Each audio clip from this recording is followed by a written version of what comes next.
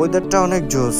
বিকেলবেলা বাইর হলে একটু ভালোই লাগে, শুধু হাঁটলাম, একটু পানি নিলাম একটা, নাদিরকে আগে পানিটা দেই, ও অনেক ক্লান্ত।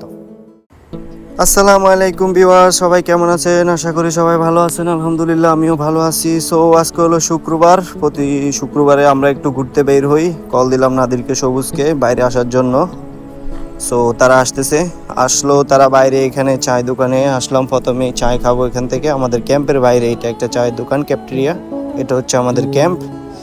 সো প্রথমে চা নিলাম, নাদির, সবুজ, সাইফুদ্দিন ভাই আছে এখানে। আমরা প্রথমে চা নিছি, চা খাইতেছি।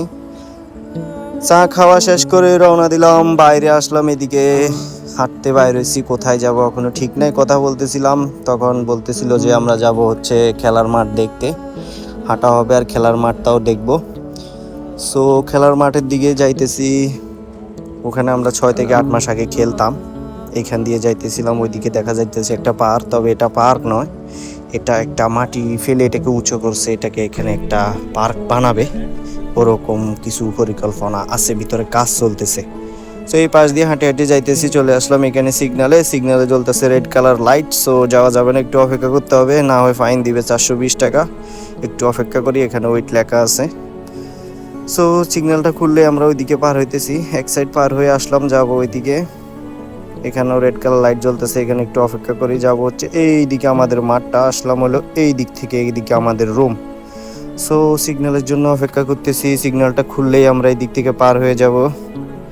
সো ভিডিওটা দেখেন, আমরা দেখি আমাদের মাঠটা কীরকম অবস্থায় আছে। ওখানে আমরা 6 থেকে 8 মাস আগে খেলতাম, তো এখনও খেলার মতন পরিস্থিতি আছে কিনা দেখি। লাইট জ্বললো, আমরা হাঁটতে হাঁটতে যাইতেছি ওইদিকে, গিয়ে দেখি কীরকম। এই পাশ দিয়ে এইদিকে মাঠটা, এখানে একটা তার কাটার বেড়া আছে, ওইটা পার হতে হবে, ওই দিক দিয়ে একটু জায়গা আছে যাওয়ার। সো চলেন যাই ওইদিকে, আগে দেখি কি অবস্থা ভিতরে। সো চলে আসলাম ভিতরে, এই হচ্ছে ভিতরের অবস্থা। এরকমটা কিন্তু ছিল না, এখন এরকমটা হয়ে গেছে। এখানে দুইটা এখনো ওই যে ফুটবল খেলার মিনি বাদ দেখা যাইতেছে। এখানে অনেকগুলা গাছ ছিল, এগুলা কেটে পুরো প্লেন করে ফেলছে, পুরোপুরি ডাইরেক্ট রোদ পড়তেছে। এখন এখানে তো খেলার মতন পরিস্থিতি নাই, এখানে একটু ঘোরাফেরা করি, পরে এখান থেকে বাইর হয়ে যাব আমরা। সবুজ আর নাদির হাঁটতেছে জোড়া এক বাঁধে, দুজনেই কথা বলতেছে। সো বেশিক্ষণ এখানে আর থাকবো না, ওখান দিয়ে একটা ওয়ার্নিং পেপার দিয়ে দিয়েছে, ভিতরে আসা এখন আর অ্যালাউড না।